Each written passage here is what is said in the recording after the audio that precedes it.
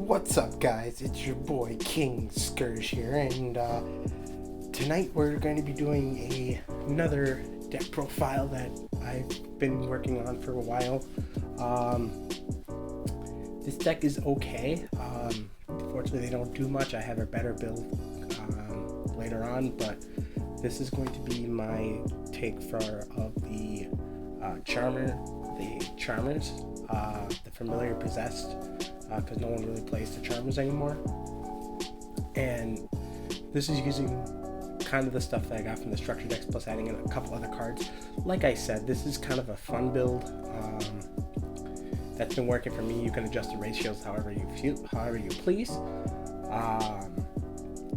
And this deck is just kind of fun. They can do some interesting plays, but nothing too fancy, but it's just a fun deck I thought I'd share with you guys. And I have a Majestic Charmer build coming up in a couple of days or so, hopefully.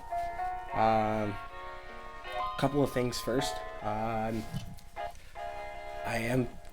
keep on saying this every time, but lack of uploads. You guys have noticed I uploaded a couple of videos, and I still have a few in my backlog of videos. I was out of town for about a week. I was in the Dells. We needed to get out of town, just take a little break from everything. So yeah, I was out of town for about a week. And obviously I didn't bring my computer,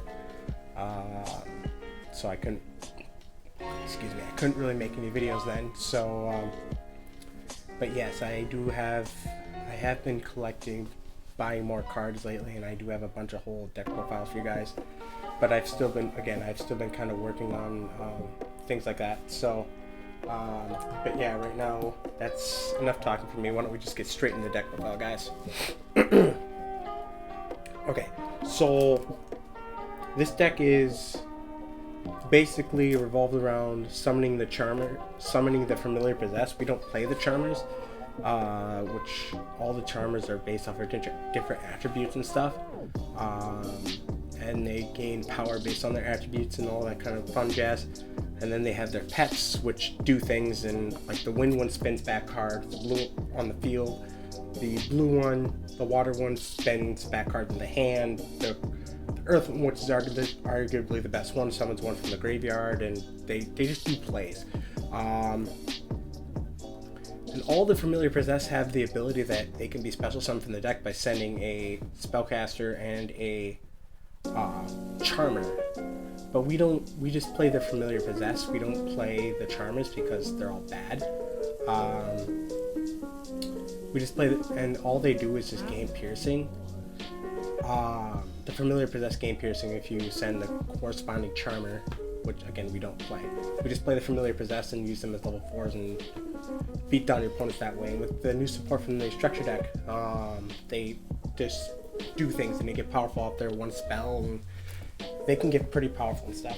So anyway, for the monsters, we're playing three Witchcrafter Golemaru. Sorry if I pronounce her name, but we play 3 of her. She's like the only Charmer other than, well, she's not a Charmer. She's like the only monster that we play that isn't a Charmer in the main deck other than Fairy Tale Luna. But basically what she is she, if a spellcaster monster you control is targeted for an attack or a Witchcrafter spell, or if a spellcaster is targeted for an attack or targeted by a card effect, you can special summon her, and then you can basically compulse a card in the field. So she's a hand trap for when your Charmers get attacked or something. Your spellcasters get attacked. You can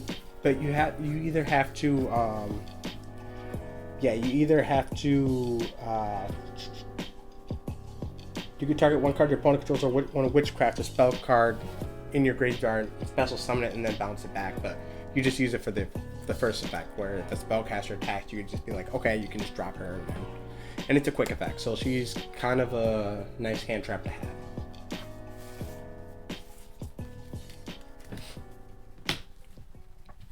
Next we play 3 of, I think this card is perfect. We can play 3 of her in a deck that isn't Fairy Tale related, but you need to play 3 Fairy Tale Luna. She's another compulse, and she adds, when she's normal summoned, you can add a spellcaster with 1850 attack, which that's what all the familiar possessor are. So she adds a familiar possess, and then during either player's turn, as a quick effect, you can target 1 card your opponent controls, or 1 monster your opponent controls, and then her, and then return them the hand. But your opponent can send 1 monster from their deck to the graveyard in order to negate that effect. But she's an honorary charmer. I mean, she has 1850 attack, which synergizes really well, pretty good with the charmers and other things. So yeah, you need to play 3 of her.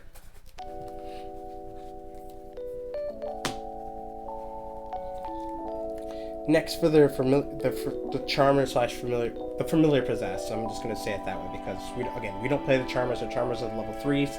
The familiar possess are the ones that are the level 4s. So we play 2 Asa the Earth Charmer. Again, the charmers. We play 2 of the familiar possess. I know I'm getting those mixed up. We play 2 of the Earth one, Asa. Basically, she's the best one.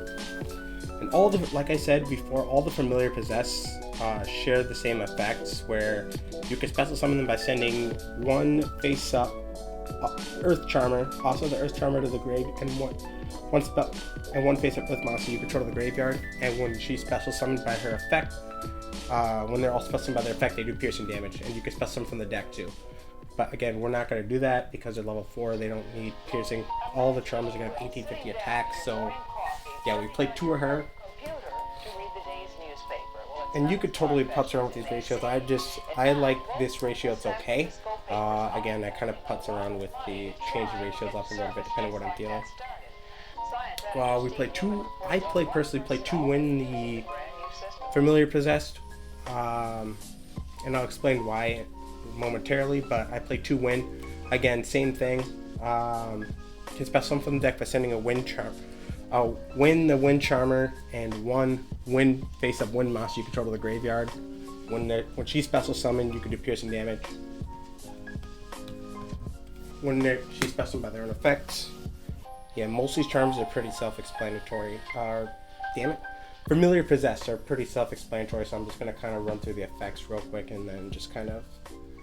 So, I personally play 1 of the fire one, Hida.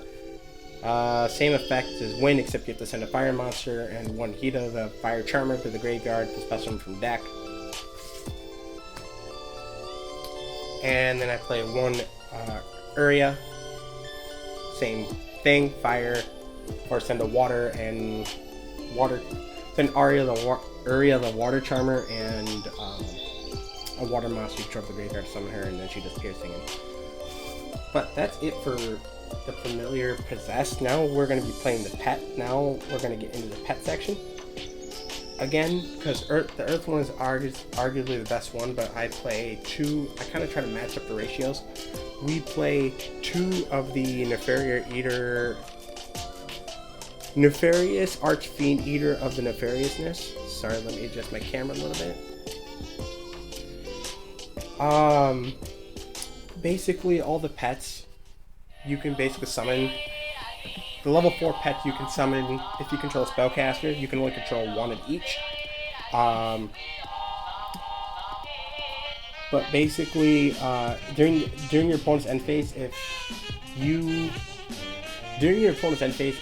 this card's in your graveyard, you can destroy 1 face-up card you control, and then special summon it. So you only play the pets just to get out the bigger pets, which again we'll explain later. But we play 2 because the Earth one is arguably the best one. The level 5 Earth one is. But I still only play 1 of each just to keep the ratio the same. I play 2 Ranryu. Ranryu is, if it's same thing, if you control a spellcaster, you can special summon from hand. You can only control one Ranryu. Basically, if it's destroyed by battle or card effect, you can special summon one monster with 1500 attack and 200 defense from your graveyard. And that's all the pets have 1500 attack. All the Charmers, Familiar, Possess, and they all have set attack and defense. So basically, this gets back a Nefarious. You can get back a Nefarious Archfiend. You can get back a Gigabyte. Anything that has, because all the pets have 1500 attack and defense. The pets. So, and I played two of the Ranryu because I do like the wind one better than the water one, the level 5, which again we'll kind of explain later. I only play one Inari Fire. Inari Fire isn't necessarily the best, but same thing. If you control a spellcast, you can special summon it. During the next standby phase after this card's destroyed, you can basically special summon it. So the box basically reborns itself.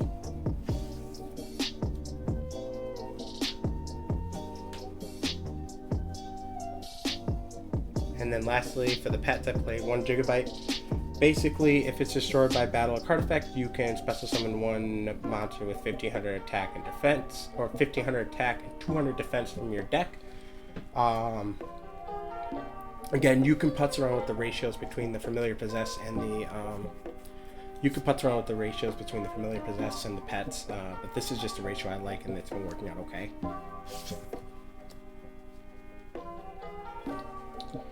So that's it for the level 4 pets. For the level 5 pets, we pretty much play one of each. So we play one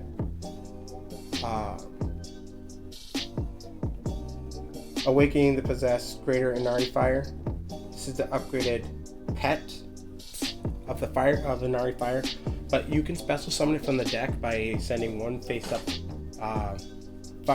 spellcaster, one fire monster you control the graveyard, and then if it's special summoned from the deck, you can special summon hand or deck by doing that. And then when it's special summoned, you can just burn your opponent without targeting. You can just burn your opponent equal to attack of a monster. So if they have a 5000 beat stick, you can just summon this and literally it doesn't target. It just burns your opponent for the attack of the monster. Not very good, but again, I like it. If you want to change out like the Hitas and stuff, play another Familiar Possessed Hita, and just kind of swap out the ratios. But again, not very good, which is why I only kind of play the one Inari Fire. Next, I've actually been debating between Reason Ryu but basically same effect, except you have to tribute a spellcaster and one face-up wind monster, which is why I play two of the smaller dragon. But basically, it's a non-targeting compulse when she's summoned, and also all the Familiar Possess have the effects. The level 5 pets have the ability that when they're destroyed by battle or sent to the graveyard by a card effect, or when they're sent to the graveyard in general, you can add one possessed spell or trap from your deck to your hand. So yeah, they're gonna all search your possessed spell and traps, which is very helpful. So yeah, the wind one hits the field, and like I said, between the wind and the water one attacks the hand. Same concept. You have to distribute a water spellcaster, one spellcaster, and a water monster. Again, if you wanted to putz around with the ratios and play 2 Gigabyte and then 2 Aria, and then bump Ranryu down to 1 and bump Wind down to 1, that's all your personal preference. But I think this has all been working, my ratios have been working out fine with me. And again, it has the same effect where if it's sent to the graveyard, you can add a Familiar spell, possessed spell, or trap from deck to hand. They all kind of have a similar synergy with being elements and adding stuff. And for the last of the monsters, we're playing, of course, the one Earth one. Some people play 2 of this, but I'm just trying out 1 of each. When this is summoned by sending a spellcaster and an earth monster to the grave. When it's summoned, you can target a level 4 or lower monster in your graveyard, special summon it, but negate its effects. And then if it dies, you get to add a familiar spell, or possess spell or trap from your deck to your hand.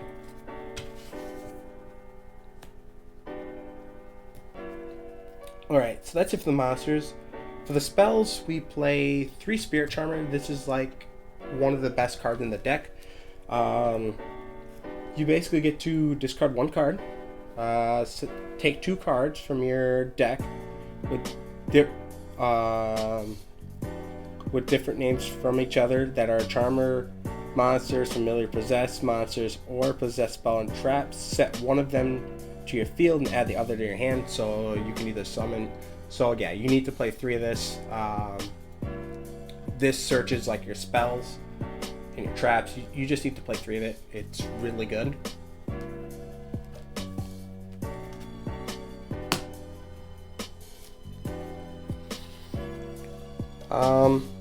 Next we play 2 of the field spell, the Grand Spiritual Art.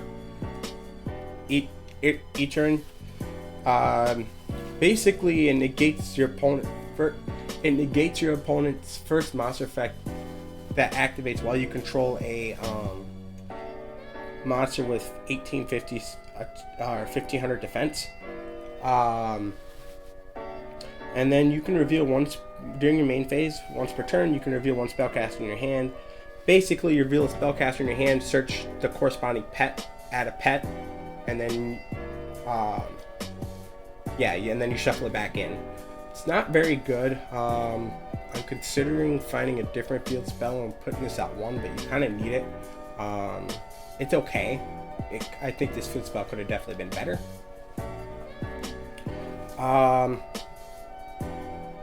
And I just thought of some other tech cards that you could play in here if you'd like, but I think the way it is, it's fine.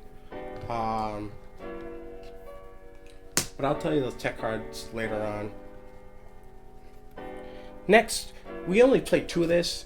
You don't need to play 3 because 3 is kind of cloggy, but this is what all your monsters are going to be used to get big, like, seriously. I mean, I just had a duel with the computer and I had 1 of each of the Charmers and a Topologic Bomber Dragon and all my Charmers, the level 4 familiar possess, they were all at 4850 with 2 of these. Because basically prevents your Charmer monster and familiar possessed monster being destroyed, and then all monsters you control gain 300 attack for each Charmer and familiar possessed you control with different attributes. And every time a spellcaster monster with 1850 attack is normal summon, you get to draw a card. And unfortunately, the attack gain does stack, but the drawing effect does not. So if you have 2 of these on the field, that's 600 per attribute. The attack gain stacks, but the draw effect does not. And it is a mandatory effect to draw. Just to let you guys know, it is a mandatory effect to draw. You don't want to play 3 of this because I feel like 3 is kind of cloggy. You can if you want, but I feel like 2 has just been just fine.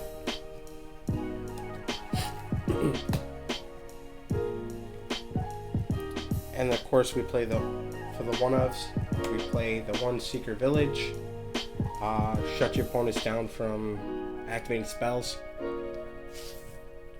And then we play the 1 Terraforming because it's at 1. So that's it for the spells. Let's talk about the traps. I've been debating playing 3 of this, but it's been working okay for me. Play 3 Possessed Partnerships. Basically, you can special summon a spellcaster monster with 1500 defense from face up or face down from your hand or graveyard. And if you control 2 monsters with different attributes, you can basically destroy 1 card on the field. And then you can banish this card from your graveyard and then target a familiar possessed spell or trap in your graveyard and reset it to your field or reactivate it from your graveyard. You can only use each effect once per turn, and you can only use 1 effect once per turn. So it's kind of your pop. And next we play 2 solemn strikes just to stop your opponent's shit in case they get greedy. You don't really use life points or anything else. Same with double judgment. Pay half, negate anything. Can be helpful. And again, this deck isn't. It's okay. I definitely do like. I've been testing out a Majestus build with the Majestus stuff from Genesis Impact, and I've been liking that a lot better. My friend sent me a build, and I really do enjoy that build better, and hopefully I should have that up in a couple of days, along with a whole bunch of other deck profiles. But I've been working on them, so if you guys just bear with me, and I'll get them out as soon as I can. Lastly, we play 2 Unpossessed. Charmer monsters you control can't be destroyed by battle. And then, if a Charmer monster you control attacks, it gains 800 attack during damage calculation only. If a card you control is destroyed by a card effect, you can special summon 1 spellcaster with 1500 defense from your deck, whose attribute is different from the original one. You can only use each effect once per turn. So that's it for the yeah, you need to play 2. Some people play 1 of, but 2 isn't bad, because all your link monsters are treated as familiar possessed, and they're treated as charmers, so they would be protected by that. And if you have the spell and this, then they can't be destroyed by battle or card effects, and they do things. Now for my extra deck, unfortunately I do not, my extra deck isn't complete. I only have like half the cards, but I can tell you, luckily this deck is extremely versatile in terms of what you want to play. I have some of the cards that you should be playing, and then I have a bunch of other suggestions that you can be playing in the extra deck. It's pretty much up to player preference at that point, but I'm just going to show you what I have so far. So the main ones that you're going to be playing is at least I'm playing. You should be playing one of each of these 2. You should be playing one of each of the charmers we have so far, and then when the light charmer comes out, if it isn't a prismatic, you should be playing one of the light charmers as well. They each all have an interesting ability. Because they're different attributes, they basically they can steal your opponent's monsters from their graveyard, which is kind of funny. But the fire one just takes 2 monsters, including a fire monster, but then they're always treated as charmer cards. The wind one takes a wind monster, the water one takes a water monster, and the earth one takes an earth monster. But basically, once per turn you can target 1 card in your opponent's graveyard of each of the attributes. So the fire one can target a fire monster, the wind monster one can target a wind monster, and it can be any of them. The only problem is it summons them in. You can special summon the corresponding monster of their attribute to a link zone they point to, and then if they're each destroyed by battle or card effects somehow, you can add a monster with 1500 defense or lower to your deck to your hand. So they all search. So the fire one summons fire ones from your opponent's graveyard. The wind one steals wind monsters. The water one steals water monsters. The earth one steals earth monsters, which is funny because since they're all different attributes and stuff, you can kind of interact with your opponent. Like, he does really stupid against freaking Salamangreat. You can take because you can just take their monster, like their Mirage Stallion, and use it for link summon to kind of help link climb. And you can use them to summon your pets and level 5s and stuff like that. So yes, you need to be playing each one of these. What's really stupid is Asa. I believe Asa is like $7 for some reason. I don't know why. I mean, I know Team Samurai did the budget structure deck of the Charmers, but I don't know why she's like $7, which is kind of ridiculous. But yes, you definitely need to be playing each of those. So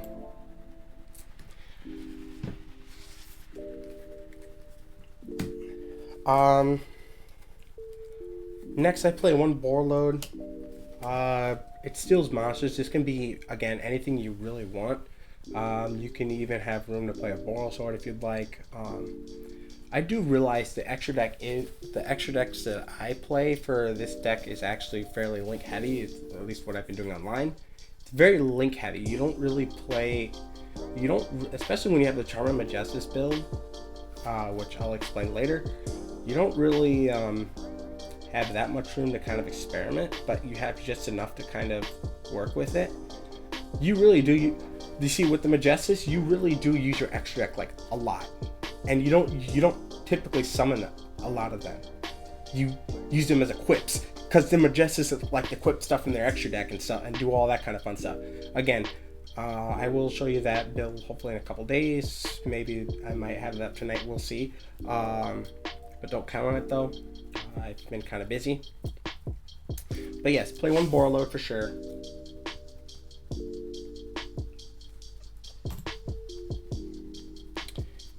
Then I play one triple burst dragon just for the Link 3.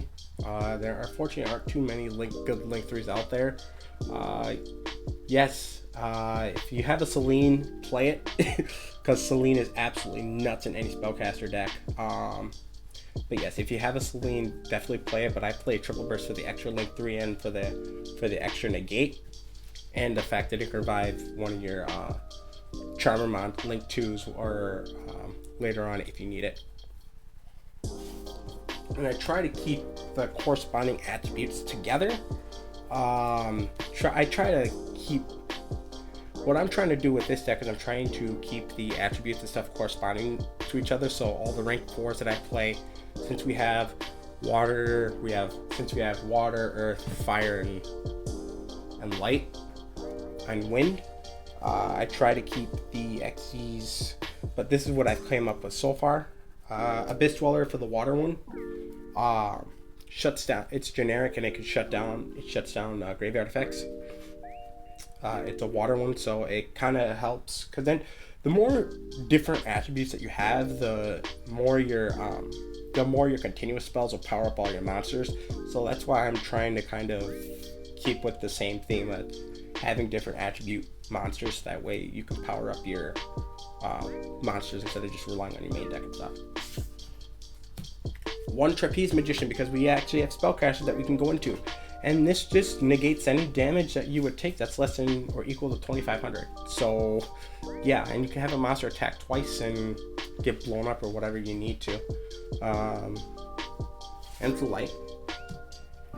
And then I have one Tornado Dragon, just for the wind and a quick play MSD. So, yeah, this deck profile is a little bit shorter. I do like the result of it. Like I said, it's okay. Unfortunately, Charmers don't do much. The structure deck was cool and all, but this is just a deck, and I'm definitely waiting to do my Majestus build for you guys, and I definitely hope to have that out soon, along with a few other deck profiles that I've been putzing around with in my free time. Anyway, guys, I hope you guys enjoyed the video. As always, feel free to like, comment, subscribe, and leave a little bit of constructive criticism if you'd like, and to help me become a better duelist, or just some tips on what you would play, and leave them in the comments, and we can just talk about them. Thank you all. I appreciate every one of you guys who has subscribed to my channel. I appreciate you guys all, and you guys all have a good night. King Skir's out of here. Later, guys.